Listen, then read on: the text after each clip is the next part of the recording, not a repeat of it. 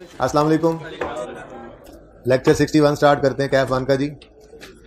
कल हमने ये बात जाते जाते की थी कि परपेचुअल सिस्टम में कॉस्ट ऑफ क्लोजिंग स्टॉक निकालने के लिए डिटेल्ड इन्वेंट्री कार्ड बनता है। इसको ऊपर करवाना है और पीरियोडिक सिस्टम के अंदर शॉर्टकट से कॉस्ट ऑफ क्लोजिंग स्टॉक निकलेगी। ये हमने तकरीबन इन्वेंट्री आज सारा रिवाइज कर लिया है अल्हम्दुलिल्लाह। इसमें सिर्फ एनआरवी लॉस की डिस्कशन होना रह गई है जो कल 15 से 20 मिनट में मैक्सिमम हो जाएगी। ठीक है, सिबी वाला सवाल डिस्कस नहीं हो पाया।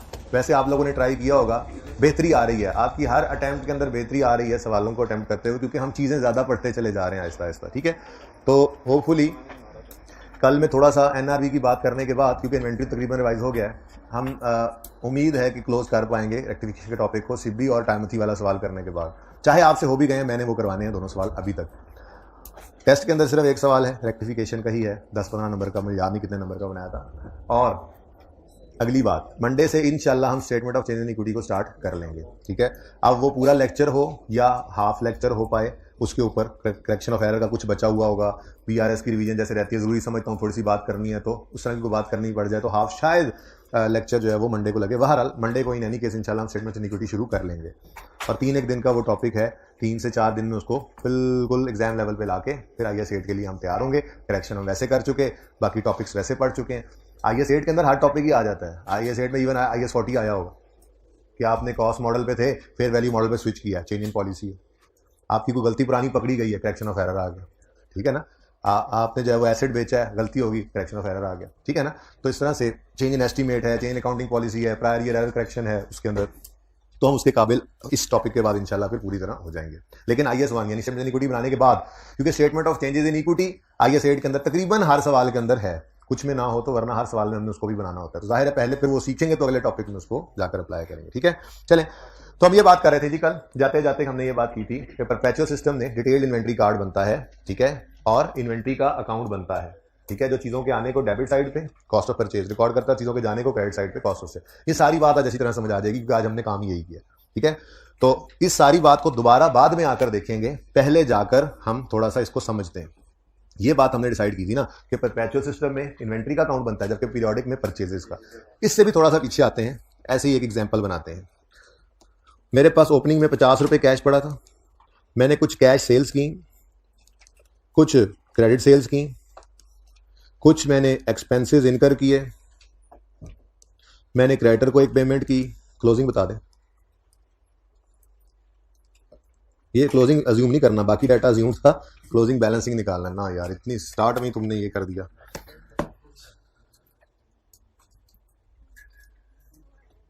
200 रुपये ज़्यादा हो गया, क्रेडिटर को 150 पे कर देते हैं बस, क्रेडिटर को 150 पे का, ऐसे ही ज़रा, वैसे ज़्यादा थोड़ा कोई नहीं, बस थोड़ी सी जी 40।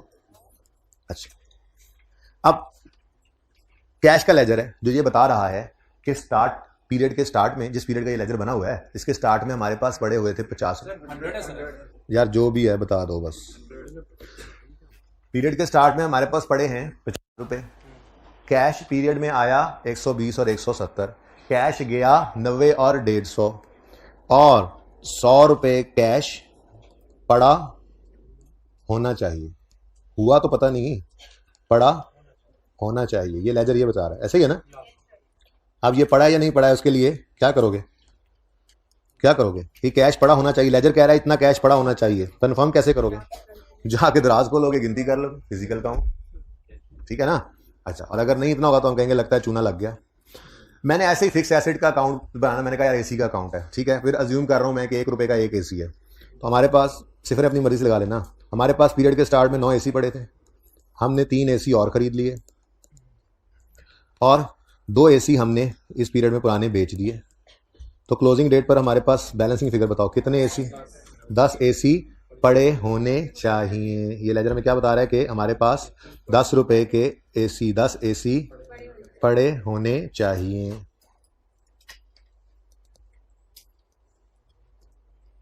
ओ चाहिए, ठीक है जी। फिर हमने बचपन से जो सीखा आज तक, परचेजेस का अकाउंट बनाया, हमने परचेजेस की क्रेडिट पे। अच्छा, परचेजेस का ओपनिंग बैलेंस बता दो, होता है ना, होश करो, होश करो, फौरन आप लोगों को चीख पड़ना चाहिए था। क्या परचेज का ओपनिंग? सर कभी नहीं होता। Incomes expenses profit and loss के जो आइटम्स हैं, incomes expenses profit and loss में जाते हैं, वहां से नेट प्रॉफिट निकलता है, वो खत्म। नेट प्रॉफिट भी जो निकलता है वो वहां से निकलता है और कैपिटल में जाके क्लोज हो जाता है बैलेंस शीट में, और प्रॉफिट एंड लॉस इंतकाल कर जाता है। Profit and loss for the period बनता है, तो इसलिए प्रॉफिट एंड लॉस के किसी भी आइटम का क्लोजिंग अगले पीरियड का ओपनिंग नहीं बनता, क्योंकि प्रॉफिट एंड लॉस के हर आइटम ने क्लोज होना है प्रॉफिट एंड लॉस में, वहां से नेट प्रॉफिट या लॉस निकलना है, वो भी वहां से निकल के क्लोज हो जाना है बैलेंस शीट में कैपिटल में जाकर, और प्रॉफिट एंड लॉस का वजूद खत्म हो जाना है। तो क्लोजिंग बैलेंसेस तो होते हैं हर आइटम के, वहां से ट्रायल में गए, ट्रायल से इनकम स्टेटमेंट बैलेंस शीट में गए, तो इनकम स्टेटमेंट वाले आइटम्स के भी क्लोजिंग तो होते हैं, कैरी डाउन तो होते हैं, मतलब ट्रायल में जो जाने हैं, ठीक है। लेकिन कोई भी क्लोजिंग प्रॉफिट एंड लॉस के आइटम का ओपनिंग अगले पीरियड में नहीं बनता, तो परचेजेस का ओपनिंग हो ही नहीं सकता। Purchase and expense, sales, income, इनके ओपनिंग नहीं हुआ करते, फॉर द पीरियड होते हैं, ठीक है ना। हमने परचेजेस की, उधार पे की, एंट्री करो, परचेजेस डेबिट, परचेजेस डेबिट, 100 रुपए की परचेज की, परचेजेस डेबिट, क्रेडिटर्स क्रेडिट। हमने कैश से परचेज की, एंट्री की हमने परचेजेस डेबिट, कैश क्रेडिट। हमने फिर उधार पे परचेज कर ली, हमने एंट्री पास कर दी, परचेजेस डेबिट, क्रेडिटर्स क्रेडिट, और बस पीरियड खत्म हुआ। क्लोजिंग बैलेंस बताएं। तो ये 300 रुपए, और इसका मतलब है कि ये हमें लेजर बता रहा है कि हमारे पास इतना स्टॉक पड़ा होना चाहिए। Am I right? No, I am absolutely wrong. इस लेजर ने, कैश के लेजर ने कैश का आना जाना रिकॉर्ड किया, बता रहा था क्लोजिंग में इतना कैश होना चाहिए। एसेट के लेजर ने आना जाना रिकॉर्ड किया, बता रहा है कि क्लोजिंग में इतने एसेट्स पड़े होने चाहिए, एसी। लेकिन परचेज के अकाउंट ने सिर्फ चीजों का आना रिकॉर्ड किया, चीजों का जाना रिकॉर्ड नहीं किया। ये वो अकाउंटिंग है जो बचपन में आप, जब तक इन्वेंट्री का टॉपिक आपने नहीं पढ़ा था ना, तो आप हमेशा ये अकाउंटिंग करते थे। गुड्स खरीदने पर परचेज डेबिट करते थे, कैश या क्रेडिट क्रेडिट कर देते थे, और गुड्स बेचने पर डेटर डेबिट सेल क्रेडिट तो करते थे, लेकिन चीजों के जाने को कभी भी रिकॉर्ड नहीं करते थे। ये वो अकाउंटिंग है जो आपने की थी जब तक इन्वेंट्री का टॉपिक आपने इंट्रो में नहीं पढ़ा था, और उसमें भी परपेचुअल सिस्टम नहीं पढ़ा था, ठीक है। तो इसका मतलब ये परचेजेज हैं, ये क्या हैं? ये परचेजेज हैं, क्लोजिंग स्टॉक नहीं है। ये परचेजेज हैं, क्लोजिंग स्टॉक नहीं है, ठीक है। इसका मतलब यह हुआ कि इस पीरियोडिक सिस्टम में कोई ऐसा अकाउंट नहीं पड़ा हुआ जो ये बता सके कि इतना स्टॉक पड़ा होना चाहिए। बात समझे हो? क्योंकि ये स्टॉक का जाना रिकॉर्ड ही नहीं करता ये सिस्टम, ठीक है। तो ये तो परचेजेस का बैलेंस है, ये तो क्लोजिंग स्टॉक है ही नहीं, तो कोई ऐसा अकाउंट मौजूद नहीं है ये बता सके कि इतना स्टॉक पड़ा होना चाहिए। अब मसला ये कि पीरियड एंड के ऊपर हमें क्लोजिंग स्टॉक तो चाहिए, तो जो बिजनेसेस पीरियोडिक सिस्टम यूज कर रहे होते हैं उनके पास फिजिकल काउंट ही वाहिद रास्ता बचता है जिससे वो ये डिसाइड कर सकें कि कितना क्लोजिंग स्टॉक पड़ा होना चाहिए, ठीक है। वो फिर यही काम करेंगे। किधर गया ये? क्लोजिंग डेट पर कोई वजन करने वाली चीज है तो वजन करके देख लेंगे इतने किलो पड़ी है, क्वांटिटी वाली है तो काउंट कर लेंगे।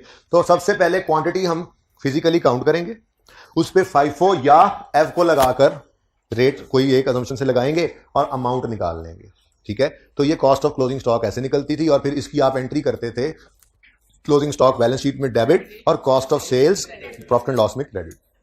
ये वो सिस्टम था, ठीक है ना। तो पीरियोडिक सिस्टम, ये बाद में मैं तस्वीर खिंचवाता हूं, फिलहाल ये देखो। पीरियोडिक सिस्टम में क्लोजिंग स्टॉक की कॉस्ट कैसे निकालेंगे? शॉर्टकट, ये जो भी बताया था, क्लोजिंग स्टॉक फिजिकली, और ये सवाल भी करते हैं, अभी करना है अभी सवाल हमने, दूसरा सवाल यही है, ठीक है ना। फिर इस पीरियोडिक सिस्टम में परचेजेस का अकाउंट बनता है जो सिर्फ चीजों का आना यानी कॉस्ट ऑफ परचेज को अपनी डेबिट साइड पर रिकॉर्ड करता है, चीजों का जाना रिकॉर्ड नहीं करता, ठीक है। यहां तक कल बात लिखवाई थी ना, आज ये बात ऐड की है मैंने। क्या इसलिए इस सिस्टम में ऐसा कोई अकाउंट नहीं होता जो ये बता सके कि इतना स्टॉक पड़ा होना चाहिए। तो फिर क्लोजिंग स्टॉक कैसे निकालते हैं हम? इस सिस्टम में क्लोजिंग स्टॉक हम फिजिकल काउंट से निकालते हैं और क्लोजिंग स्टॉक की जनरल एंट्री पास करते हैं, ठीक है। अब एक मसला है, मसला ये है कि आप एक दुकानदार हैं, आपके पास क्लोजिंग स्टॉक कितना पड़ा है वो आपने सिर्फ फिजिकली काउंट कर लिया। अब मिसाल के तौर पे आपने लेज का जो टोकरा बाहर लगाया था उसमें से, माइंड ना कर जाए, ठीक है, कौन माइंड नहीं करेगा? माइंड नहीं करेगा। ये भाई साहब गुजरते हुए एक दो लेज उसमें से निकाल के एक दिन घर ले गए, ठीक है। अब शरारत की बाद में पैसे दे दी इसने, ठीक है, चलो। लेकिन स्टॉक काउंट से पहले ये काम हो गया था, उन्होंने स्टॉक काउंट के अगले दिन कहा मैंने शरारत की थी, ये पकड़ो पैसे। शरारत भी नहीं करनी चाहिए वैसे, ठीक है। अच्छा, तो अब ये सिस्टम एक ऐसा सिस्टम है, मेरे दोस्तों साथ हो जाओ भाई, सवारी बिठा लें, कंडक्टर। अच्छा, तो इस सिस्टम का एक फ्लॉ क्या है कि जो फिजिकली काउंट किया वही हमारा स्टॉक है। जो 2 निकाल के ले गया कोई, ये नहीं, कोई निकाल कर ले गया 2 रुपए, वो 2 यूनिट्स हमारे निकल गए, हमें ये पता ही नहीं है। हम फिजिकल स्टॉक काउंट करते हैं तो जो गिनती में आ गया वही हमारा स्टॉक है, जो ऐसे बिकने बगैर निकला है उसको आइडेंटिफाई करना मुश्किल है। शायद हो तो जाए पर बहुत मुश्किल है, ठीक है ना। तो स्टॉक शॉर्टेज इस सिस्टम में जो होती है, इस सिस्टम में शॉर्टेज ऑफ स्टॉक का पता चलाना मुश्किल है। ठीक हो गया, ये था पीरियोडिक सिस्टम। एंट्री से एंट्री सब कुछ देखते हैं, वो कौन सा को हमने खत्म कर लिया बात, ठीक है। फिर हमने एक मुश्किल लेकिन अच्छा और महंगा सिस्टम मुतारिफ कराया जिसको कहते हैं परपेचुअल सिस्टम। देखा माइंड करके। अच्छा, अब इन्वेंट्री का अकाउंट है।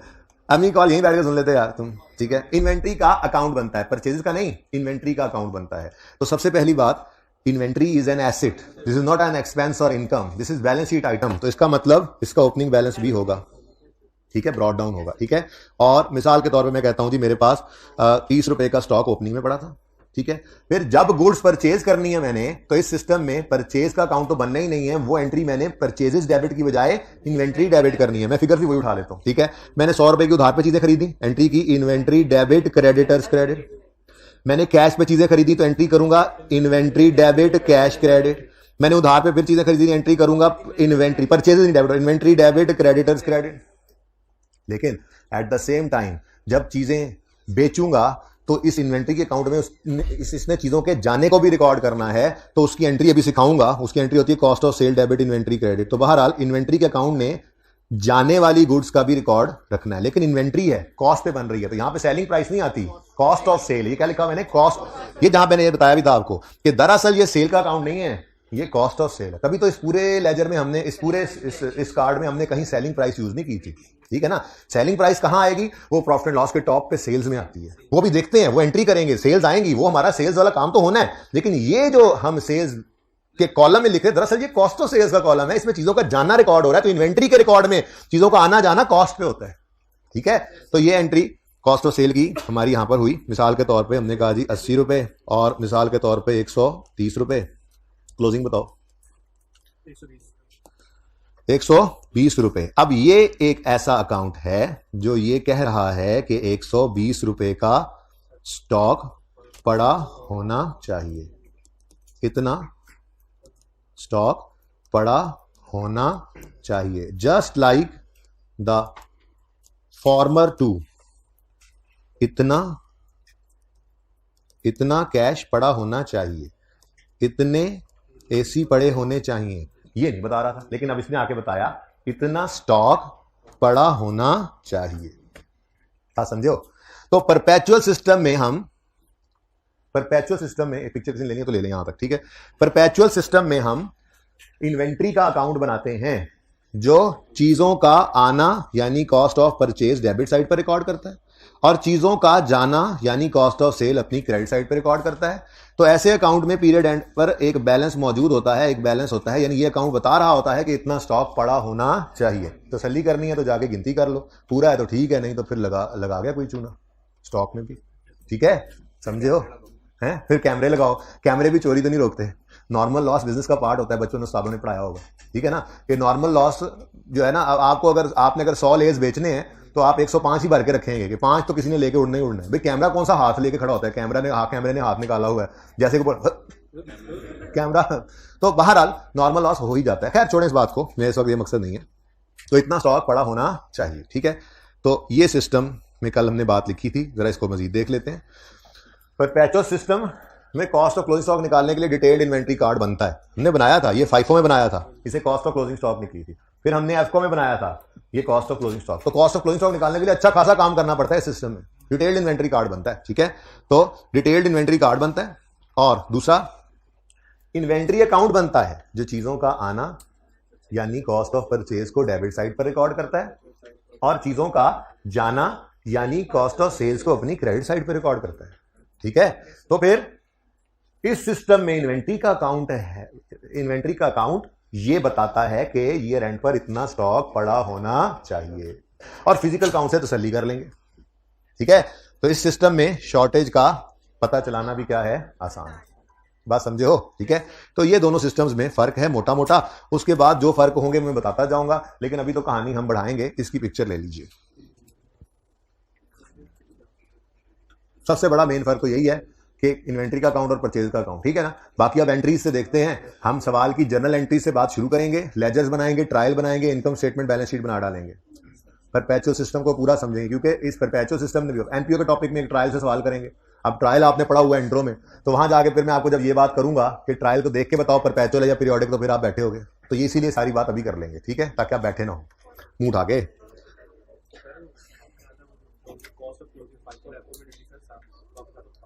यार भाई साहब कह रहे हैं कि जी क्लोजिंग हमने फाइफो में निकाला तो निकला था, तस्वीरों वाले जल्दी कर लो, फाइफो में निकाला था तो निकला था 320। हमने फाइफो में क्लोजिंग स्टॉक निकाला था तो कॉस्ट आई थी 320। वही सवाल था, हमने एजम्पशन बदली, एफको में 296 हो गया। वजह क्या है भाई? इसकी बड़ी सादा सी वजह है, इन्फ्लेशनरी इकॉनमी है, हर अगली चीज पहले से महंगी है। फाइफो में हम अज्यूम करते हैं जो स्टॉक पड़ा है वो सबसे रिसेंट वालों में है, सबसे रिसेंट सबसे महंगा है, स्टॉक की कॉस्ट ज्यादा आ गई। जबकि फाइफो एफको के अंदर क्या होता है, हम एवरेज रेट लेते हैं, तो एवरेज में पिछला सस्ता भी वो साथ में ला लेता है, तो इस वजह से ये क्लोजिंग स्टॉक कम आ रहा है। अगर यही इन्फ्लेशनरी इकॉनमी ना हो, डिफ्लेशनरी हो, हर अगली परचेज सस्ती हो, तो फिर फाइफो वाला कम होगा, एफको वाला महंगा लिए बैठा होगा पिछले एवरेज में, तो वो फिर महंगा भी आएगा, ज्यादा आएगा, ठीक है। तो ये इतनी बड़ी बात नहीं थी। खैर परपेचुअल पीरियोडिक पे थे जी। अब फिलहाल हम परपेचुअल के ऊपर फोकस करते हैं, ठीक है, क्योंकि हमारा जो सवाल था दरअसल वो परपेचुअल सिस्टम वाला था। तभी तो कल से हम क्लोजिंग स्टॉक कल हमने बनाया था इन्वेंट्री कार्ड, परपेचुअल सिस्टम में इन्वेंट्री कार्ड बनता है, सबसे पहली बात यही बोली है। तो ये मैं अब इस दोनों से हो सकते थे, फाइफो को लेकर आगे चल सकता हूं, लेकिन अब मैं असम्पशन ले रहा हूं कि मैंने एफको ली है, मैं एंट्री सब कुछ इसी से करने लगा हूं, इस कार्ड से, ठीक है, ये सामने मौजूद है। शुरू करें जी। अब सवाल की रिक्वायरमेंट में तो बहुत कुछ है जी, सवाल की रिक्वायरमेंट में तो बहुत कुछ है। मैंने अभी तक ए रिक्वायरमेंट आपको करवाई थी, कॉस्ट ऑफ क्लोजिंग स्टॉक निकालनी है। और फिलहाल अब हम अज्यूम करके क्या चल रहे हैं, हमारे सवाल में वेटेड एवरेज कॉस्ट है, यानी एफको है, ठीक है। फाइफो और एफको एंट्री तो सेम ही होनी है, सिर्फ फिगर्स ही उठानी है ना, अब उधर से वो वहां से फिलहाल उठा देते हैं फिर एफको से। सेकंड है जी, प्रिपेयर करें T accounts under perpetual system, फिर ट्रायल बनाएं, फिर इनकम स्टेटमेंट और बैलेंस शीट बनाएं। मैं ये कह रहा हूं कि सिर्फ टी अकाउंट्स क्यों बनाएं, ऑल्सो पास जर्नल एंट्रीज। बात यहां से शुरू करते हैं, असल तो जनरल एंट्रीज सीखनी है, करेक्शन ऑफ एरर के टॉपिक में भी यही काम आएंगी, आगे स्टेट में भी यही आएंगी, तो ये कैसे ना बनाएं, हम जनरल एंट्रीज करते हैं, ठीक है। करें शुरू कहानी। सवाल हमारे सामने है जी। सबसे पहली चीज है ओपनिंग स्टॉक 140 का। जब कार्ड बन गया है ना, तो फिगर्स कार्ड से उठानी है, पीरियोडिक में कार्ड नहीं होगा तो फिर देखेंगे क्या करना है। कार्ड बन गया तो फिगर्स कार्ड से उठानी है। सबसे पहली चीज आ रही है ओपनिंग स्टॉक। ओपनिंग स्टॉक की क्या एंट्री करेंगे, purchases, debit, cost of sale नहीं। भाई साहब मुझे ये बताओ, जब कैश का लेजर बना, जिसने आना जाना कैश का रिकॉर्ड किया है, तो इस कैश के लेजर में जो ओपनिंग है, उस ओपनिंग की आपने क्या एंट्री की थी? बोलो, ओपनिंग की एंट्री नहीं करते, लेजर का बीडी लिख लेते हैं। क्लोजिंग की क्या एंट्री करते हैं? बैलेंसिंग फिगर हम जो है वो एज सीडी लिख लेते हैं। ऐसे ही यहां पे था, ऐसे ही यहां पे परपेचुअल सिस्टम में चूनका इन्वेंट्री का लेडजर बनता है, चना नचा ओपनिंग और क्लोजिंग की जर्नल एंट्री नहीं होगी, पीरियोडिक में होगी, वो आज शायद ना करवाऊं, कल करवाऊं, ठीक है। तो जब इन्वेंट्री का लेजर, जब वो सिर्फ मैंने ओपनिंग क्लोजिंग एंट्री छोड़ी है पीरियोडिक में, बाकी सब पढ़ा दिया है, और 15 मिनट की डिस्कशन एनआरवी की है, तो इंशाल्लाह कल होपफुली ये कंक्लूड हो जाएगा तकरीबन। सिद्धि वाला सवाल भी हो जाएगा, और टाइमथी के ऊपर जो अप्रोच रखनी है वो भी आपको समझा के इंशाल्लाह भेजूंगा, शायद हो भी जाए कुछ ना कुछ। खैर, इन्वेंट्री का परपेचुअल सिस्टम इन्वेंट्री का लेजर बन रहा है, तो जब लेजर बन रहा है तो उसमें बीडी और सीडी आ रहा है। तो जब बीडी सीडी ओपनिंग क्लोजिंग आ रहे हैं, तो इनकी तो आज तक कभी एंट्री नहीं की थी। इसका मतलब अगर परपेचुअल सिस्टम आप यूज कर रहे हैं तो ओपनिंग स्टॉक की जर्नल एंट्री कोई नहीं होगी। तो 1 फरवरी पर ओपनिंग स्टॉक के बारे में हमने लिखा नो जर्नल एंट्री।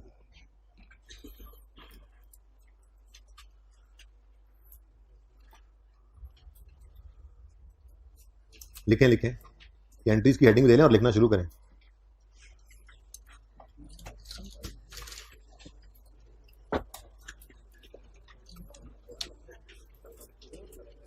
जी, जर्नल एंट्रीज में no journal entry of opening stock. Opening पूरा कौन लिखे अब, ओपनिंग स्टॉक, ठीक है जी। बल्कि क्या होता है, it is written as brought down in inventory account. Okay हो गया जी। तो परपेचुअल सिस्टम में ओपनिंग स्टॉक की कोई जर्नल एंट्री नहीं होगी। और साथ ही मैं क्लोजिंग को भी लिखाता हूं, क्लोजिंग स्टॉक की भी no journal entry of closing stock. क्योंकि ये भी क्या क्या होता है जी, इट इज ऑल्सो, हाँ जी, it is written as CD, वो BD था, ये it is written as carry down in inventory account. Done जी। ये जी बात हो गई ओपनिंग और क्लोजिंग जर्नल एंट्री की परपेचुअल सिस्टम में। No journal entry and no journal entry. Opening की कोई जर्नल एंट्री नहीं, क्लोजिंग की भी कोई जर्नल एंट्री। ठीक है, चलें आगे। अच्छा, अब सवाल क्यों देखें, कार्ड जब बन गया फिर सवाल नहीं देखना। ओपनिंग यकम फरवरी को ओपनिंग लिख लिया हमने, एंट्री नहीं की, इन्वेंट्री का लेजर ओपन किया और 140 उसमें जाके ओपन यहां पर लिख ही देते हैं। यकम फरवरी पर, यकम फरवरी पर ड्रॉ डाउन कितना है जी, बताना पसंद करेंगे? नहीं सर आप खुद देखें ना, 140 रुपए आप खुद देखें, आपको डेथ पड़ती है ऊपर देखते हुए, हम क्यों बताएं जी। तो ओपनिंग स्टॉक की कोई जर्नल एंट्री नहीं की। चलें आगे। उसके बाद जी अगला काम क्या हो रहा है, 4 फरवरी को परचेजेज हुई 160 रुपए की। अब ये परचेजेज हैं और सिस्टम परपेचुअल है, परपेचुअल में इन्वेंट्री का अकाउंट बनता है, तो परचेज का उसका आना इन्वेंट्री के डेबिट साइड पे रिकॉर्ड होता है। यानी परपेचुअल सिस्टम में परचेजेस की एंट्री करेंगे, परचेजेस डेबिट, वो तो अकाउंट ही नहीं बनता। परपेचुअल सिस्टम में परचेजेस की एंट्री हुआ करेगी इन्वेंट्री डेबिट, कैश या क्रेडिटर क्रेडिट। तो सवाल ने ना एक लाइन लिखी हुई थी कि all sales and purchases are made on credit, तो चलो अच्छी बात है, एंट्री करेंगे परचेजेस डेबिट। हाँ जी, परचेजेस का वजूद ही नहीं है, ये अकाउंट ही नहीं बना रहे हम। Inventory debit, creditors credit, amount बताना पसंद करेंगे? सवाल की तरफ जाने की जरूरत नहीं है, हमने कार्ड बना लिया है 160 रुपए, ये 160 रुपए 4 फरवरी को परचेजेस के कॉलम में 160 आ रहा है, तो 160। ठीक है जी। उसके बाद क्या हुआ जी,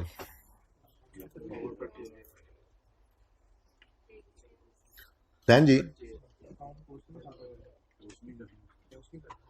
पोस्टिंग एंड पे करते हैं, अब चलने दो, ठीक है, पहले एंट्रीज देख लेते हैं। चलो ठीक है, इन्वेंट्री डेबिट, लेकिन ना बड़ा वो है एंट्री सामने चल रही है, एक बार सारी एंट्रीज कर डालते हैं, कोई बात नहीं, जरा पर्चे में साथ साथ कर लेना, लेकिन यहां पे जरा अलग अलग, ताकि एक बार एंट्रीज पे फोकस कर लें, फिर लेजर तो बन ही जाएगा। ठीक है, उसके बाद 4 फरवरी के बाद क्या हो रहा है जी, 18 फरवरी को फिर परचेज हो रही है, तो परचेज की एंट्री फिर वही होनी है। एंट्री बोले इन्वेंट्री डेबिट, क्रेडिटर्स क्रेडिट, कितने से 340। ठीक हो गया जी, ये दूसरी फिगर की भी एंट्री कर ली। उसके बाद 256 की सेल, ये 256 रुपए की सेल नहीं है, सेल तो सेलिंग प्राइस पे होती है, ये दरअसल उस जो चीजें बिकी हैं उसकी कॉस्ट ये है। तो परपेचुअल सिस्टम है, तो पहले अपनी नॉर्मल वाली बचपन वाली एंट्री पहले करो, वो एंट्री होती थी debtor debit sales credit, debtor debit sales credit, कितने यूनिट्स बिके हैं 8, और यूनिट्स की सेलिंग प्राइस कितनी थी 60, तो 8 यूनिट 60 के हिसाब से बिके, तो ये है वो सेल की एंट्री जिसका आप इंतजार कर रहे थे। 8 units into 60 is equal to, तो डेटर डेबिट सेल्स क्रेडिट 480 से हुआ, लेकिन इसके साथ ही अब ये परपेचुअल सिस्टम है, तो इसमें इन्वेंट्री का अकाउंट बन रहा है, तो ये चीजें गई हैं, बिक कर गए जाएं, जल के जाएं, ओनर ले जाए तो फिर रिकॉर्ड करें इन्वेंट्री। ठीक है, तो अब ध्यान से जरा सुन लो, लेकिन एक बात जो अहम है वो क्या है, जो पहली वाली एंट्री आपने की है, ये एंट्री हमेशा विद सेलिंग प्राइस हुआ करेगी। ठीक है, सेल की एंट्री सेलिंग प्राइस से ही होती है, लेकिन साथ ही आपने गुड्स का जाना रिकॉर्ड करना है। ये गुड्स का जाना जो है ये आपने हमेशा कॉस्ट से रिकॉर्ड करना है, क्योंकि स्टॉक है ना, स्टॉक का आना जाना कॉस्ट। ठीक है जी, तो अब मुझे बताएं इन्वेंट्री बढ़ी है कि कम हुई है बिकने से? इन्वेंट्री चली गई ना, इन्वेंट्री कम हो गई, तो इन्वेंट्री का कम होना एसेट है ना, एसेट क्रेडिट कर देंगे। ठीक है, और दूसरा इंपैक्ट कॉस्ट ऑफ सेल्स को। अब ये फिगर भी आप अगर कार्ड बनाए बैठे हैं तो उससे आपको मिल जाएगी 256। ये इसीलिए कहा था ये सेल्स नहीं, दरअसल ये कॉस्ट ऑफ सेल है। तो जो चीजें हमने 480 की बेची हैं वो उनकी कॉस्ट हमारे लिए कितनी थी 256 रुपए, तो cost of sale debit inventory credit हो जाएगा 256। ठीक है बच्चों, और ये एंट्री हमेशा किससे हुआ करेगी, विद कॉस्ट से। ठीक है, विद कॉस्ट। ठीक है बच्चों, देखो ना 480 तो कभी भी हमारी सेल, हमारा प्रॉफिट कभी नहीं होता। सेल में से कॉस्ट ऑफ सेल माइनस होगी तो जीपी आएगा, फिर अदर एक्सपेंसेस माइनस होंगे तो नेट प्रॉफिट आएगा। तो sales is not our profit, ठीक है। सेल्स 480 की और उसकी कॉस्ट 256 की, इन दोनों को नेट करोगे तो आपका जीपी आएगा। पूरी कहानी। परपेचुअल सिस्टम ना होता तो क्या करते, सिर्फ परचेज रिकॉर्ड करते थे, लेकिन एंड पे कॉस्ट ऑफ सेल निकालते थे हम मैनुअली जाके, ओपनिंग स्टॉक उठाते थे ट्रायल से, परचेज उठाते थे ट्रायल से, और क्लोजिंग स्टॉक काउंट करके उसको माइनस कर देते थे कॉस्ट ऑफ सेल में, सब जाकर लिख देते थे स्टॉक में, और कॉस्ट ऑफ सेल की फिगर निकलती थी, वो हम मैनुअली निकालते थे। यहां पे ऑटोमेटिकली निकलती जाएगी, कॉस्ट ऑफ सेल का लेजर वजूद में आता जाएगा, ठीक है। चलने दो इसको आगे, इस बात को नहीं समझ आई तो ये समझ आएगी। हाँ ऊपर, हाँ बोलो। नहीं बेटा, ये इन्वेंट्री बढ़ी है, इन्वेंट्री हमने खरीदी है भाई, तो इन्वेंट्री बढ़ गई, पैसे नहीं दिए तो क्रेडिटर बढ़ गया। ये क्रेडिटर लिखा हुआ सही नहीं था ना आपको, इसलिए समझ नहीं आता, देखो प्यारा करके लिख दिया मैंने, इन्वेंट्री डेबिट क्रेडिट, ठीक है। इन्वेंट्री बढ़ी है और ये इन्वेंट्री कम हुई है, बिक गई है इन्वेंट्री, तो किधर गई भी जी, ये सेल हो गई है, तो उसकी कॉस्ट रिकॉर्ड कर लिया आप, ठीक है जी। बोले क्या क्या क्या, तो सेल रिकॉर्ड ही ना करें? नहीं, ये ऊपर वाली एंट्री सेल की एंट्री है भाई, सेल रिकॉर्ड ना करें, चीजें बेची रिकॉर्ड ना करें, तो वो सेल रिकॉर्ड की। ये प्रॉफिट एंड लॉस में जब टॉप पे सेल आनी है वो रिकॉर्ड ना करें, करनी है तो उसकी एंट्री की है सेलिंग प्राइस। आप कह रहे परपेचुअल सिस्टम में हम सेल रिकॉर्ड ही नहीं करते, करनी चाहिए ना, ठीक है। नेक्स्ट पिक्चर पूरी होती है इंशाल्लाह, जैसे चीजें आगे बढ़ती जाएंगी। अभी इससे लेजर बनेगा, उसी से ट्रायल बनेगा, इनकम बैलेंस बनेगी। ये ऐसे नहीं आज सारा लेक्चर इस पे लगाया, कि वजह थी तो लगाया, ठीक है जी। उसके बाद कार्ड पे आए, कार्ड पे देखा 27 फरवरी को फिर परचेज हो गई, तो परचेज की एंट्री तो आपको पता है। अब बोले बोले, इन्वेंट्री डेबिट, क्रेडिटर्स क्रेडिट, और फिगर वहां पर 800 लिखी हुई है, ठीक है जी।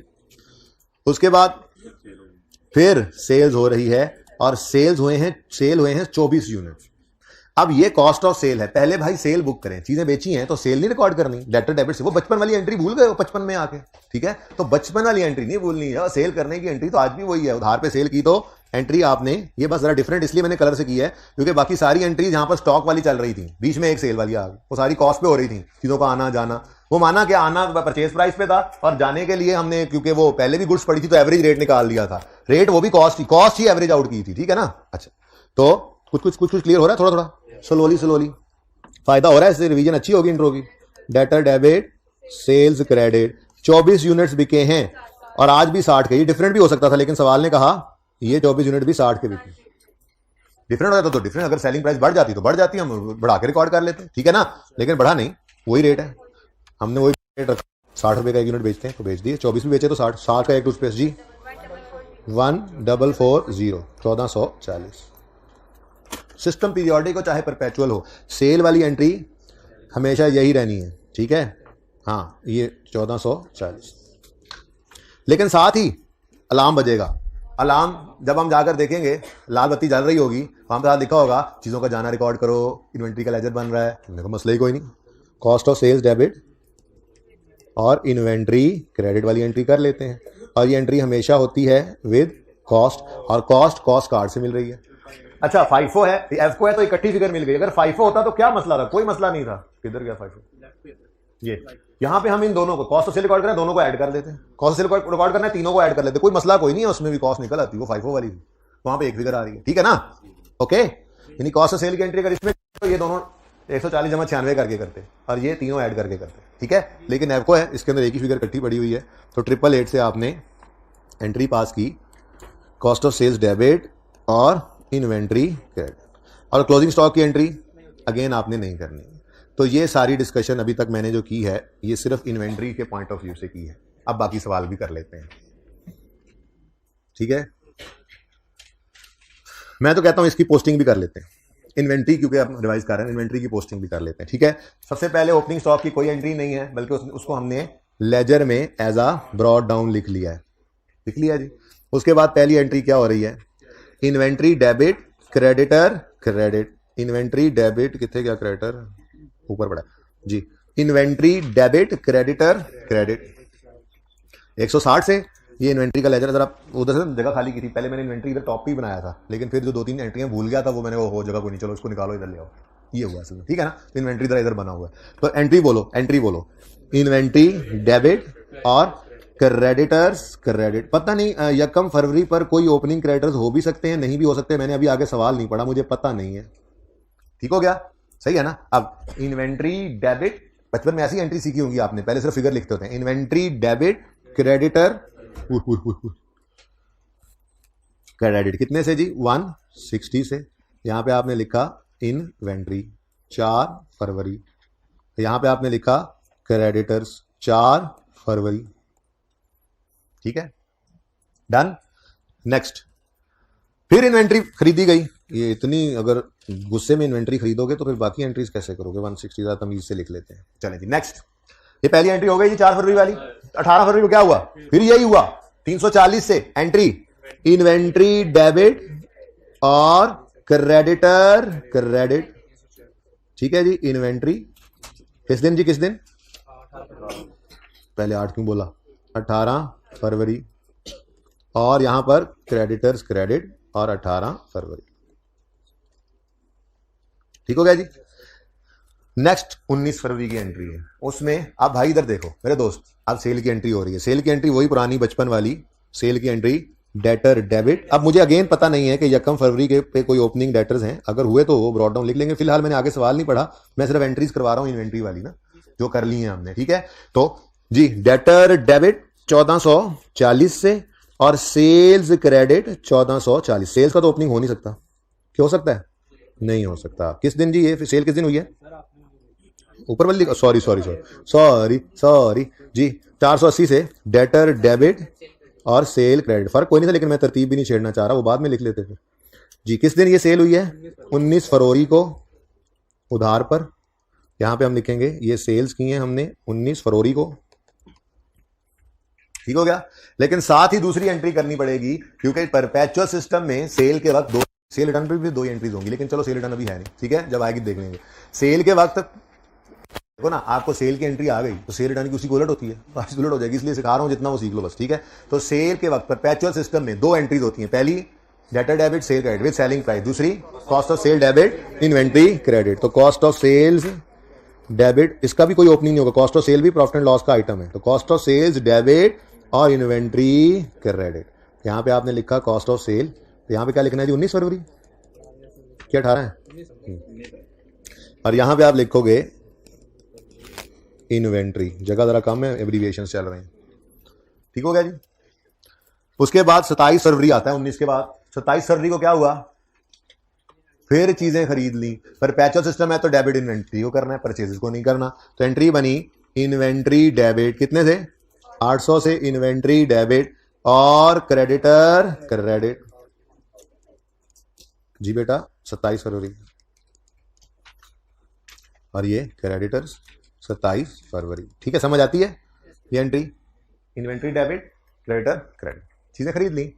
उसके बाद क्या हो रहा है जी, 27 फरवरी को खरीदने के बाद 28 फरवरी को चीजें फिर बिकी हैं, चीजें बिकी हैं, उधार पे बिकी हैं। तो डेटर डेबिट 1440 से सेल्स क्रेडिट 1440। यहां पे डेटर्स, यहां पे 28 फरवरी, यहां पे सेल्स और 28 फरवरी। ठीक हो गया जी, लेकिन साथ ही अलार्म बज गया। चीजें बेचने की एंट्री किया आपने, लेकिन चीजें निकालने की इन्वेंट्री कॉमर्स से एंट्री नहीं की। तो मेगा 1 मिनट कर लेते हैं यार, कोई मसला ही नहीं है। कॉस्ट ऑफ सेल 888 से डेबिट और इन्वेंट्री का अकाउंट 888 से क्रेडिट। कॉस्ट ऑफ सेल्स 28 फरवरी, यहां पे इन्वेंट्री 28 फरवरी। ठीक है जी। उसके बाद 28 फरवरी पर इन्वेंट्री की कोई क्लोजिंग स्टॉक की एंट्री नहीं होनी, बल्कि बैलेंसिंग फिगर को हमने एज सीडी लिख लेना। तो बताओ क्या बैलेंसिंग फिगर आ रहा है, निकाल के बताओ। 250 296 यही होना चाहिए अगर स्टॉक में, यही है जी। ठीक है, वहां पे भी यही स्टॉक क्लोजिंग निकला था, इन्वेंट्री अकाउंट में भी वही आ रहा है। तो ये मैंने आपके साथ जो एंट्रीज डिस्कस की थी, ये एंट्रीज आपके सामने पोस्ट भी हो गई। इन्वेंट्री का लेजर वजूद में आया और ये बता रहा है कि इतना स्टॉक पड़ा होना चाहिए। अब जाके गिनती कर लोगे। ठीक है, ये तो था जी परपेचुअल सिस्टम। अब बाकी का सवाल भी पूरा करते हैं। ठीक है, बाकी चीजें भी इंट्रो वाली ही हैं। तस्वीरें एक ही बार खींच लेना, यहां तक तो मैंने तस्वीरें खिंचवा दी हुई हैं आपको यहां तक। ठीक है ना, तो इधर मैं ऐसे कर लूंगा ना, आपको पहले एंट्रीज दिखा दूंगा और ये थोड़े से लेजर जितना आ गया अच्छी तस्वीर में। ठीक है ना, या उससे भी बढ़ा सकते हैं। चले आगे बढ़ते हैं सवाल की तरफ। जी बच्चों, अब एडिशनल इन्फॉर्मेशन कहानी शुरू होती है। एडिशनल इन्फॉर्मेशन में 3 अदर एक्सपेंसेस हैं। ये भी वो कह रहा था कि एक्सपेंसेस जो हैं वो पे हुए हैं कैश में, ये लिखा हुआ है expenses were paid in cash, ठीक है ना, expenses were paid in cash. तो इसकी मैं कंबाइन एंट्री कर रहा हूं। कंबाइन एंट्री करनी आती है आपको, एक्सपेंसेस को अलग अलग डेबिट करके कैश को एक ही बार क्रेडिट कर दूंगा, इजाजत है? चलो, entertainment expense debit, ent expense debit, util expense debit, rep expense debit और कैश क्रेडिट। हाँ जी बताएं, किन्ने किन्ने एक्सपेंस थे? 50, 80 और 70। तो 50, 80, 70 टोटल 200। अब ये एंट्रीज भी पोस्ट करा दो फिर। एंटरटेनमेंट एक्सपेंस 50 से डेबिट, यूटिलिटी एक्सपेंस 80 से डेबिट और रिपेयर एक्सपेंस 70 से डेबिट। और कैश अकाउंट के अंदर 200 नहीं, अलग अलग ही करो, डबल एंट्री नजर आ जाए। चलो 50, 80 ते 70 इकट्ठे ही कर दो, जगह कम है, ठीक है। Entertainment and utility and repair, ये तीनों मैं इकट्ठे दिख रहा हूं यहां पर, ठीक है ना, 200। ओके, तो 200 रुपए से आपने ये एंट्री पास कर ली। कोई डेट नहीं गिवन भाई मुझे, तो मैं ईयर एंड की डेट भी डाल सकता हूं, डेट ना भी डालूं तो काम चलेगा। मैं यहां पर 28 फरवरी लिख देता हूं, डेट ना गिवन, तो यूं समझ मंथ एंड पे एक बार ये एंट्री भी हमने कर ली। ठीक हो गया, समझ आती है? ये कोई मसला तो नहीं? आगे बढ़ते हैं।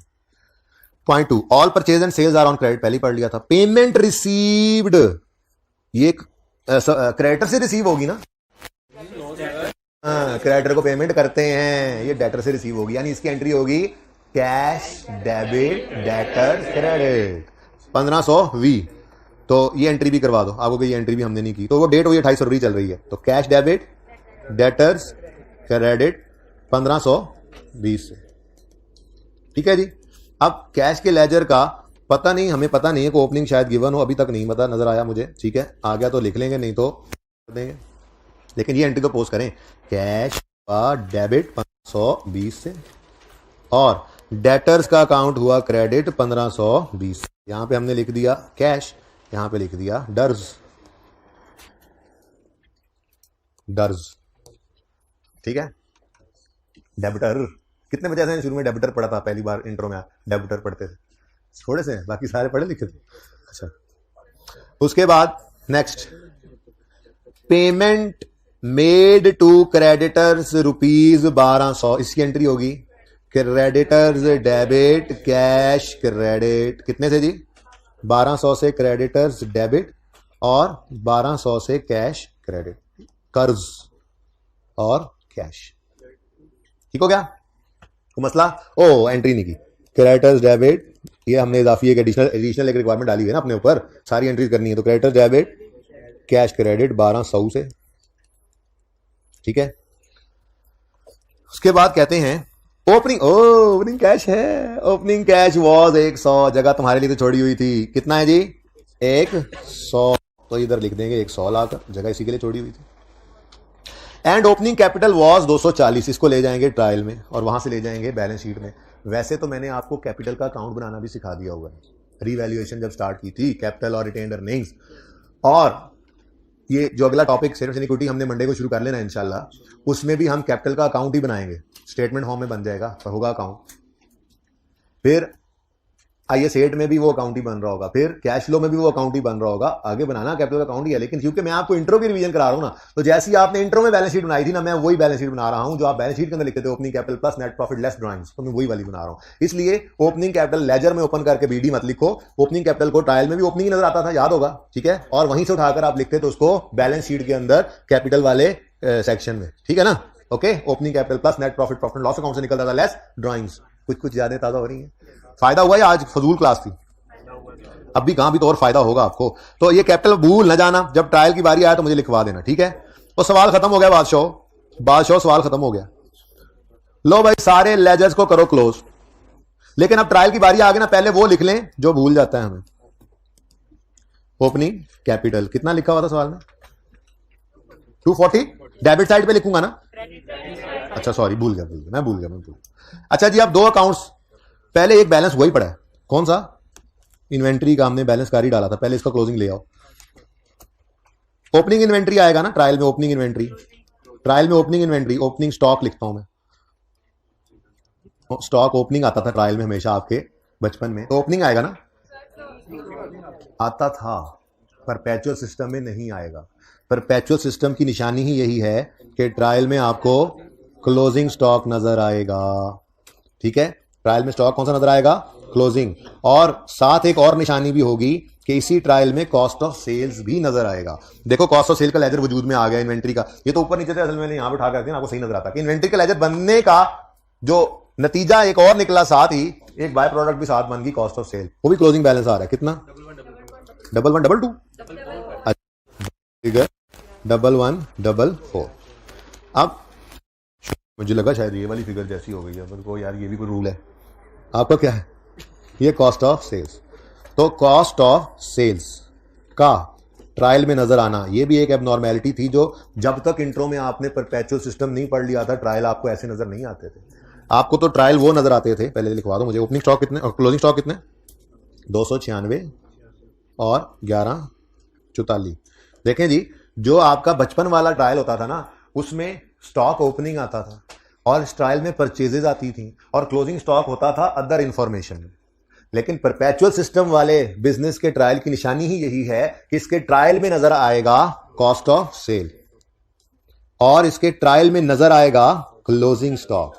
ठीक है, और इसके ट्रायल के एंड पर क्लोजिंग स्टॉक की कोई इंफॉर्मेशन गिवन नहीं होगी।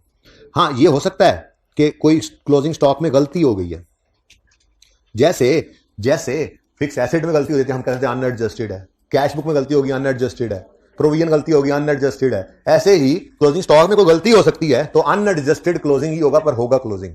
अदर इन्फॉर्मेशन में कोई गलती तो बता सकता है क्लोजिंग स्टॉक की, लेकिन वो बचपन वाला ट्रायल नहीं है जिस ट्रायल में ओपनिंग स्टॉक होता था, परचेजेज होती थी और क्लोजिंग स्टॉक अदर इन्फॉर्मेशन में पड़ा होता था। फिर आप क्या करते थे, आप कॉस्ट ऑफ सेल मैनुअली डब्बा बना के निकालते थे, opening stock plus purchase less closing stock, cost of sale निकल आई और वो क्लोजिंग स्टॉक यहां से निकाला और बैलेंस शीट में लिखा। वो काम यहां पे नहीं होता, यहां पे कॉस्ट ऑफ सेल नजर आ रही है, परचेज खुद ही नहीं है, पूरे ट्रायल में ढूंढने से मिलेगी ही नहीं, और इन्वेंट्री का लेजर नजर आएगा क्लोजिंग। ठीक है, सही है।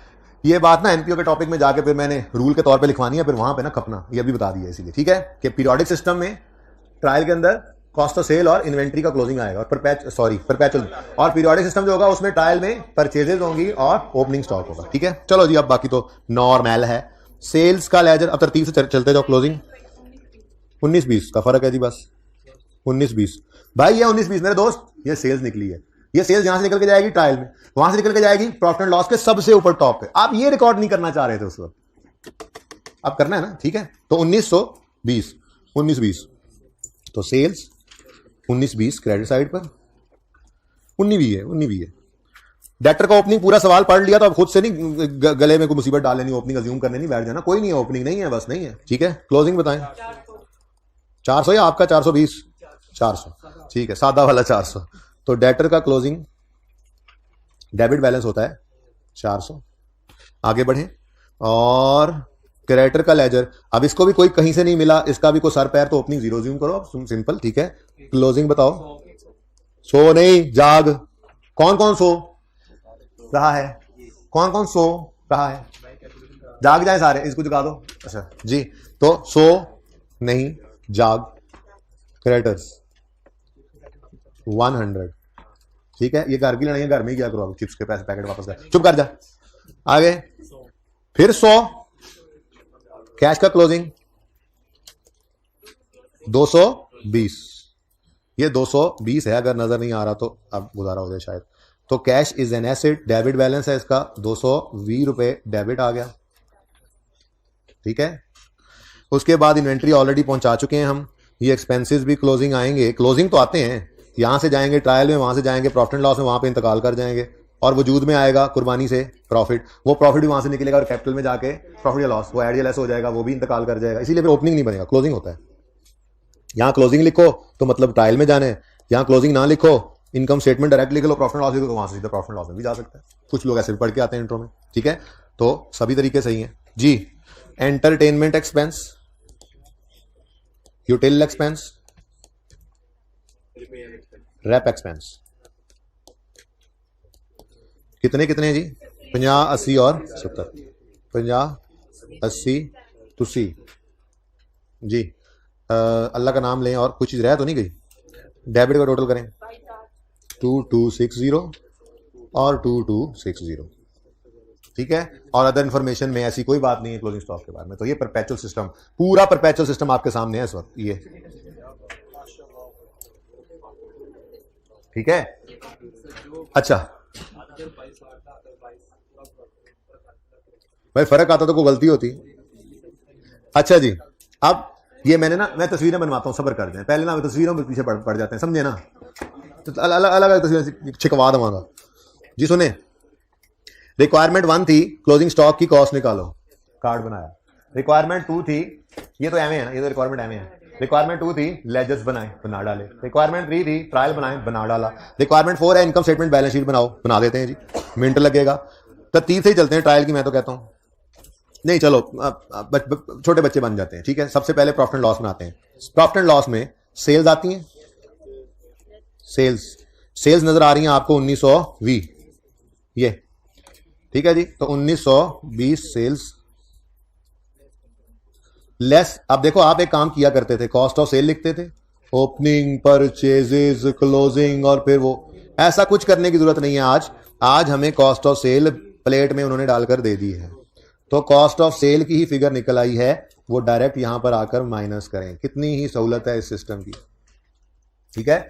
Opening stock plus purchase less cost of sale करें तो यही निकलता है। ये कार्ड में आप करके भी देख सकते हैं, लेकिन वो काम हो गया। ओपनिंग 140, परचेज का टोटल करें, लेस करें कॉस्ट ऑफ सेल का टोटल, क्लोजिंग यही आएगा। ऐसे ही निकला हुआ, छोड़ें। लेकिन आप ऐसी क्यों बातें सोचते हैं, छोड़ें जी। जीपी 776। उसके बाद कुछ मजीद एक्सपेंसेस हैं, एंट, यूटिल, रेप, ये एक्सपेंसेस हैं, इनको लेस करना है अदर एक्सपेंसेस को। अब बस टोटल ही कर देते हैं 50, आपने अलग अलग करने हैं। अच्छा 80 और 70 क्योंकि अलग अलग मौजूद है जी। कितना 200 पूरा, माइनस करें 576 आ गया नेट प्रॉफिट, जो यहां से निकल कर चला जाएगा बैलेंस शीट में। बैलेंस शीट के अंदर कैपिटल एंड लायबिलिटीज का पोर्शन होता है, जिसमें पहली हेडिंग मैं दे देता हूं कैपिटल की। कैपिटल एंड लायबिलिटीज वाली हेडिंग स्किप कर गया मैं, जगह तंग है ना। इसमें आप किया करते थे opening capital plus net profit, drawings हैं कोई नहीं, आप करते थे, फिर मैं नहीं लिख रहा, ठीक है। अब ओपनिंग कैपिटल सवाल से उठाया 240, यहां पे लाकर लिखा, इधर मैंने करीब कर दिया ताकि तस्वीर और बेहतर आ सके, अगर कोई एक तस्वीर लेना चाहे। नेट प्रॉफिट इनकम स्टेटमेंट से निकला और यहां पर ऐड हो गया, लॉस होता तो माइनस हो जाता 576। और फिर ड्राइंग्स है नहीं तो फिर डिब्बा बनाते थे आप और क्लोजिंग कैपिटल निकालते थे। कितना 816, ठीक है। उसके बाद लायबिलिटीज में खैर से सिर्फ एक क्रेडिटर ही आ रहा है 100 रुपए का, ठीक है जी। ये 100 आ गया, और इस साइड का टोटल 816 जमा 100, मैं भी कुछ कर देता हूं कभी 916, मैं बता देता हूं ये टोटल। आज मुश्किल है काफी वैसे तो। एसेट्स में गए, सुबहान अल्लाह, closing stock is an asset, debtors is an asset, cash is an asset, Bravo is an champion जी। तो वर्ल्ड कप याद आ गया, वैसे खीर ही की थी उन्होंने। तो क्लोजिंग स्टॉक, वैसे तो सिर्फ स्टॉक लिखा हो तो क्लोजिंग ही होता है, बहरहाल क्लोजिंग स्टॉक 296, फिर डेबिटर्स 400 और कैश 220, और इसका टोटल है 916, ठीक है जी। लेंच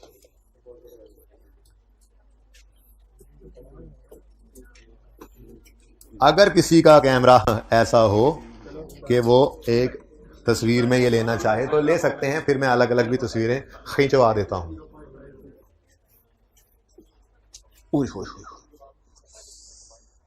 इसने थका दिया इन्वेंटरी रिवीजन में। आज मैं सारा रिवाइज भी करता हूं एक दफा, तो तस्वीरें खींच।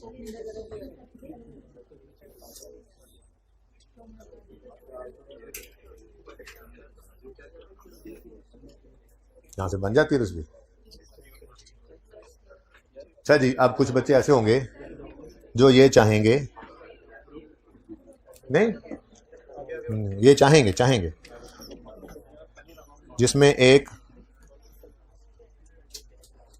रिपेयर का लेजर थोड़ा सा गायब हो रहा है, कोई नहीं, माफ कर दो उसको, ये थोड़ा बेहतर हो गया।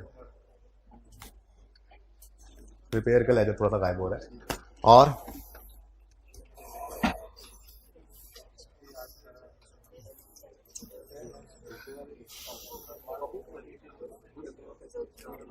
और उसके बाद इसको देख लेंगे। तो मैंने किया था ना, जो भी करना था कर लेते उस वक्त। अच्छा सबर का।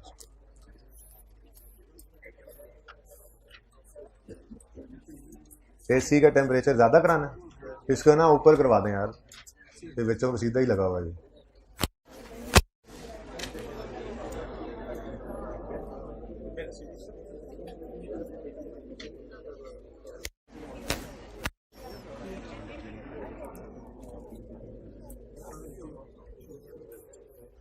अच्छा जी, अब जरा क्विक रिवीजन करते हैं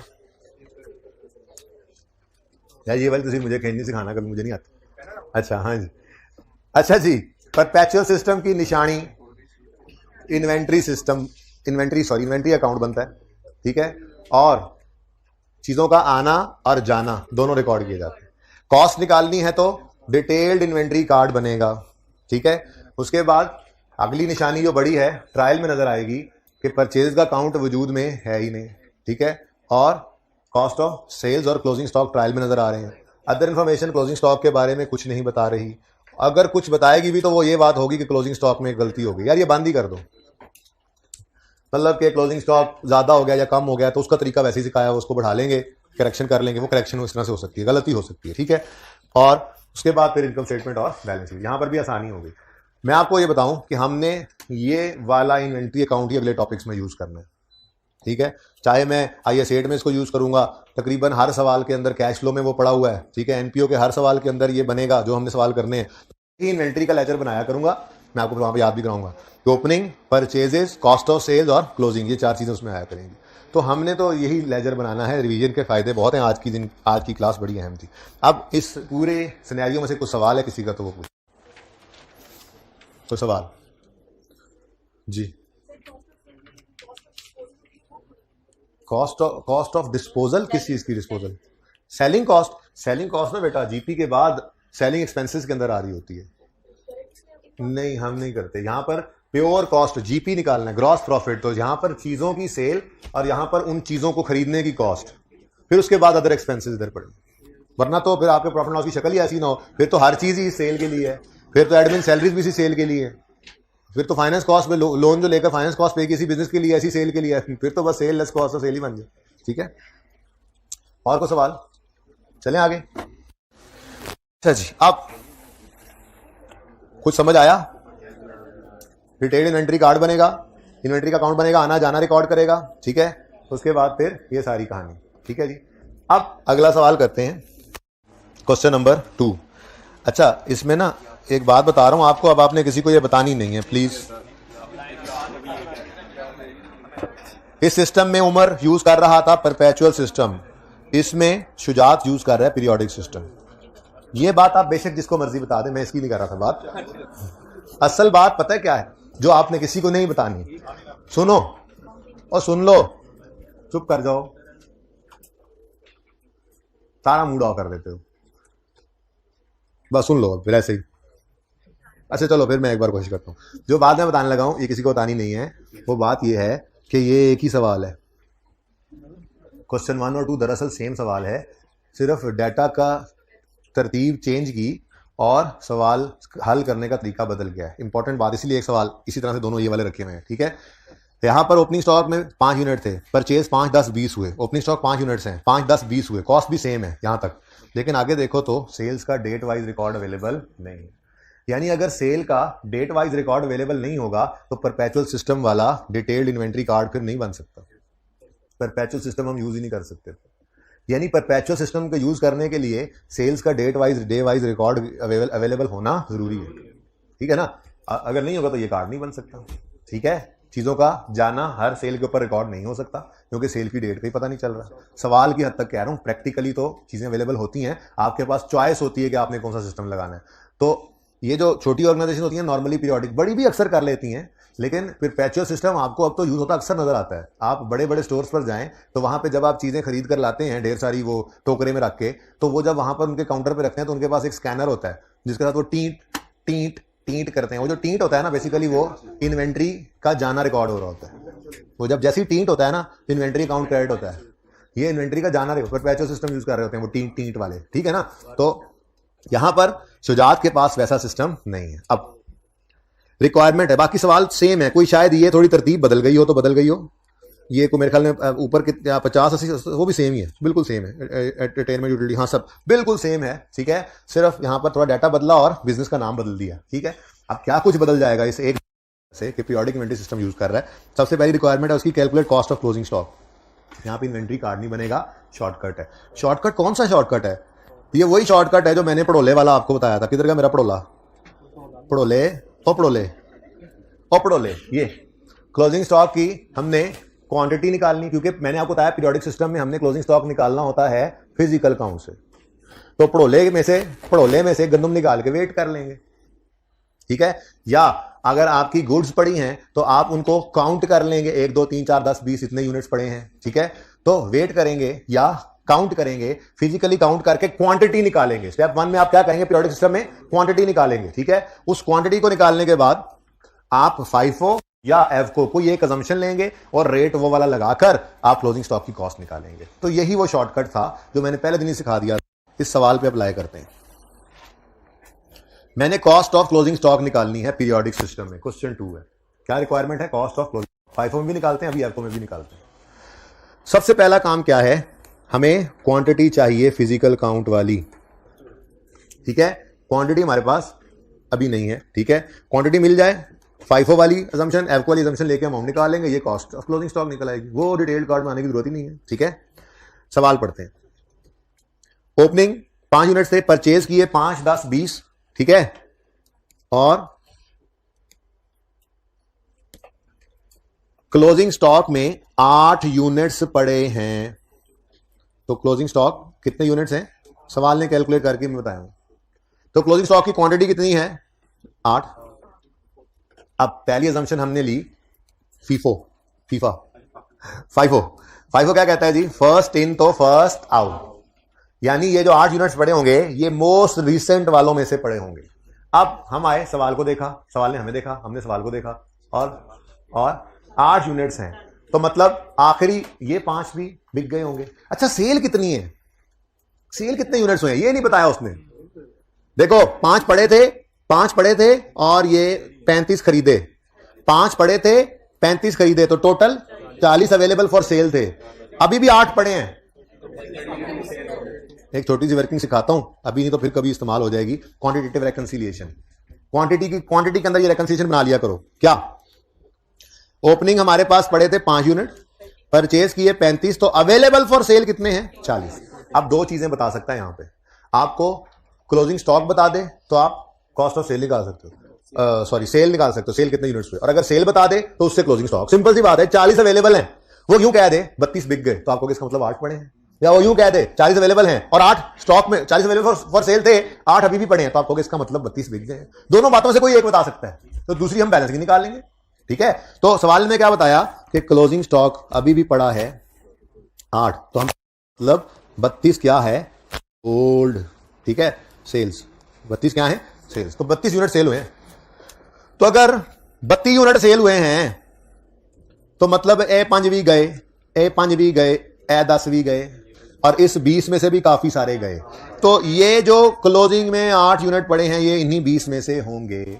ऐसा भी हो सकता था कि यहां पर पड़े होते लेट से क्लोजिंग में 25 यूनिट्स, तो आप क्या कहते हैं? ये 20 भी पड़े हैं और 5 इनमें से भी पड़े हैं, ठीक है। तो FIFO में फिर दोनों को ध्यान करना पड़ता है। खैर यहां पे तो क्या है, 8 यूनिट्स जो बचे पड़े हैं वो इन 20 में से हैं जिनका रेट कितना था? 40। तो फर्स्ट इन फर्स्ट आउट है, सिंपल सी बात है। पर यूनिट कॉस्ट ले लोगे आप 40 और 320। ये वो डिटेल्ड से भी यही निकला था आंसर। कहो तो दिखा दूं, ये देखो इतना कुछ करके भी ये निकला था। वही 8 यूनिट 40 पे रखे थे ना हमने, ठीक है। तो खैर ये FIFO के अंदर तो सेम आ जाता है, एवको में सेम नहीं आता। एवको के अंदर तो वहां पर, यहाँ पर हम हर स्टेप के ऊपर एवरेज निकाल रहे होते हैं ना, जबकि जब हम पीरियोडिक सिस्टम यूज कर रहे होंगे तो हमें सारे साल का एक ही एवरेज निकालना पड़ेगा, तो ये थोड़ा सा चेंज हो जाता है। ठीक है, चले छोड़े, हमने क्या करना है पीरियोडिक सिस्टम में, शार्ट कट। क्या करना है जी? शॉर्टकट नहीं, शार्ट कट। ठीक है, short cut cost of closing stock निकालना है, और वो हमने निकाल दिया। स्टेप 1 क्लोजिंग स्टॉक की क्वांटिटी चाहिए। स्टेप 2 FIFO या FCO, FIFO तो उसमें जाकर देखो फर्स्ट इन फर्स्ट आउट हो गए, ये क्लोजिंग से रिसेंट में से पड़ा होगा, रिसेंट वाला रेट उठाओ, लगाओ, क्लोजिंग स्टॉक की कॉस्ट आ गई। जब FCO पे जाओगे तो यूनिट्स तो वही रहेंगे, लेकिन ये रेट अब 40 नहीं लग सकता, आपको एवरेज रेट निकालना पड़ेगा। अब एवरेज रेट निकालने के लिए मैंने आपको कहा था अब सारे साल का एवरेज निकालना है, तो ये ना करना 28 जमा 32 जमा 34 जमा 40/4, ये सिंपल एवरेज है बच्चों। ठीक है, सिंपल एवरेज नहीं, वेटेड, ताकि जिस रेट वाले यूनिट्स ज्यादा हो उसकी तरफ रेट ज्यादा खींचे।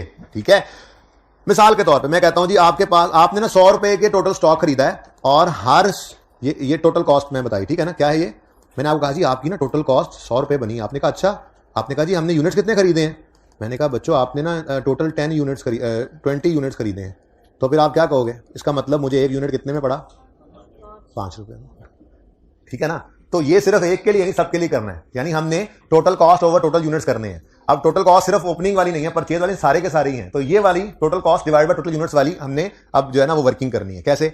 सबसे पहले ओपनिंग पड़े थे 5 ओपनिंग में पड़े थे, इंटू 28 टोटल कॉस्ट आ गई, बोलो, डिवाइडेड बाय इनके यूनिट्स। ठीक है, लेकिन एवरेज निकालना है, बाकियों को भी लेकर आओ। सिंपल एवरेज नहीं करना था, सिंपल एवरेज क्या था? 28 जमा 32 जमा 34 जमा 40/4, नहीं, वेटेड एवरेज। तो वेट्स को भी कंसिडर करना है, तो यानी टोटल कॉस्ट निकालेंगे और टोटल यूनिट से मल्टीप्लाई करेंगे, डिवाइड करेंगे। ठीक है, फिर उसके बाद 5 हमने और खरीदे 32 वाले, तो प्लस 5 इंटू 32 आ गई, 32 चली गई, 32 आ गई, 32 चली गई, अच्छा 5 इंटू 32 और ये 5 डिवाइड कर दिया। फिर जी 10 खरीद लाए थे 34 के, 340 बना था, इनके यूनिट से डिवाइड कर दो। फिर 20 लाए थे 40 वाले, 800 के जो बने थे, डिवाइडेड बाय 20। ठीक है जी, तो उसके बाद अब रेट एवरेज आउट हो जाएगा। एवरेज रेट कितना आया? ₹36 पर यूनिट, तो वहां पर शायद ₹37 पर यूनिट निकला था जब हमने कल एवको से वो बनाया था ना।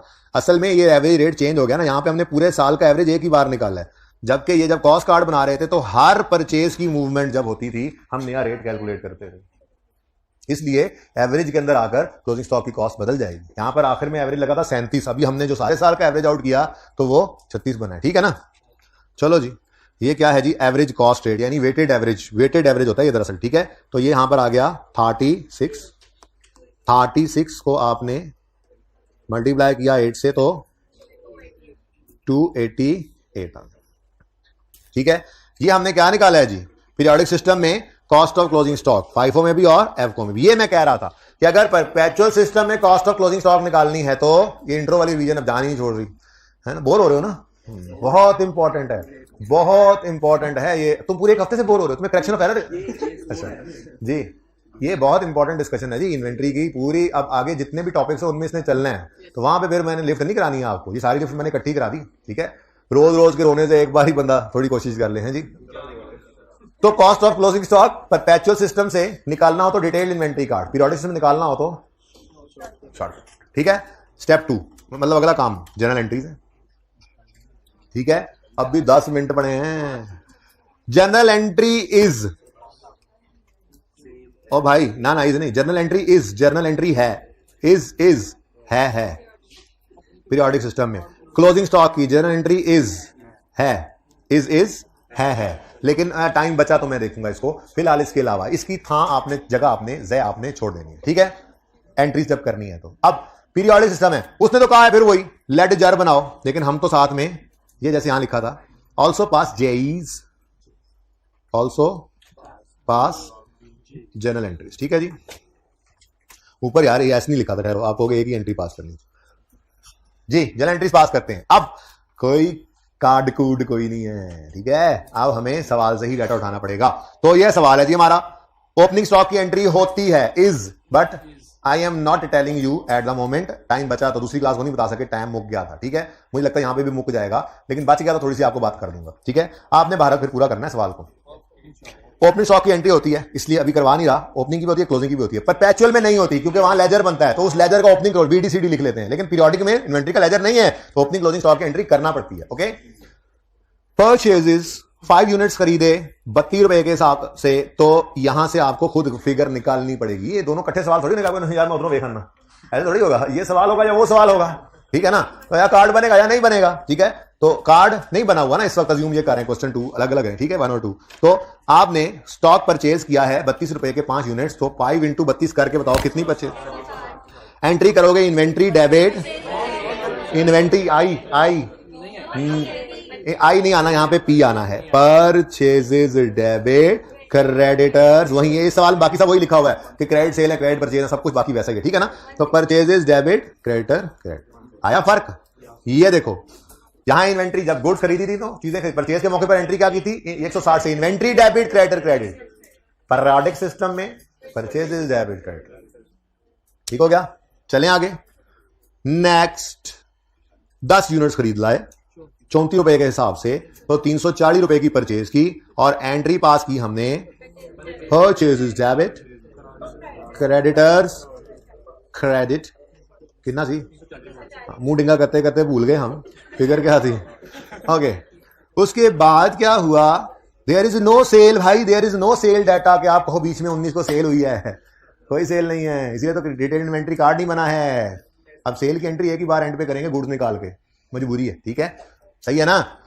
आगे फिर परचेज है जी, 20 यूनिट्स खरीदे हैं 40 रुपए के हिसाब से, 800 रुपए की परचेजेस की हैं, तो एंट्री होगी 27 फरवरी को, परचेजेस डेबिट क्रेडिटर्स क्रेडिट 800 से, ठीक है। उसके बाद जी क्लोजिंग स्टॉक आ गया, इसकी एंट्री तो करनी ही करनी थी, लेकिन साथ ही ये भी पता लग गया, ये जो भी करके दिखाया था, 40 अवेलेबल फॉर सेल थे, 8 अभी भी स्टॉक में पड़े हैं, तो मतलब बिके हैं 32 यूनिट। अब 32 यूनिट्स की सेल की एंट्री बस एक ही बार करनी है, और सिर्फ चीजों का सेल होना रिकॉर्ड करते हैं, जाना रिकॉर्ड ही, मतलब सेल की सिर्फ एंट्री करते हैं, चीजों का जाना इस सिस्टम में आज तक कभी आप, जब तक मैंने कहा आपको परचेज नहीं पड़ा था, आपको ये पता ही नहीं था कि दूसरी को एंट्री भी होती है बिकने पर, ऐसे इन्वेंट्री के बिकने पर दूसरी को एंट्री भी होती है, आपको पता ही नहीं था, हमेशा यही एंट्री करते थे सिर्फ। किधर गया, क्या एंट्री करते थे जी, डेटर डेबिट सेल्स क्रेडिट, ठीक है। अब ये सारे के सारे 32 यूनिट की सेल एक ही बार में रिकॉर्ड कर रहा हूं, 1920 ही है क्योंकि यहां पर ये रेट सेम है, sale price per unit is 60 rupees, इस सवाल में लिखा हुआ था, ठीक है। सेल प्राइस 60 रुपए है, तो 32 से 32 यूनिट 60 रुपए के बिके, तो 1920, वही 1920 डेटर डेबिट सेल क्रेडिट, ठीक है जी। और क्लोजिंग स्टॉक की एंट्री होगी। अब ये एंट्री है जी जो इन्वेंट्री के पॉइंट ऑफ व्यू से थी, बाकी एंट्रीज दूसरी जो है, इधर देखो, अगर वो डाटा बिल्कुल सेम है ना, आप कॉन्फिडेंट है डाटा बिल्कुल सेम है, आप कॉन्फिडेंट है डाटा बिल्कुल सेम है, जरा देख लें नजर, दोनों सवालों में डाटा बिल्कुल सेम है, देख लें बेटा। बेटा क्या समझ नहीं आ रही मेरे बच्चे, क्या समझ नहीं आ रही, इसमें क्या समझने वाली चीज है, खुदारा ऐसी स्टेटमेंट मत दिया करें, दिल टूट जाता है बंदे का।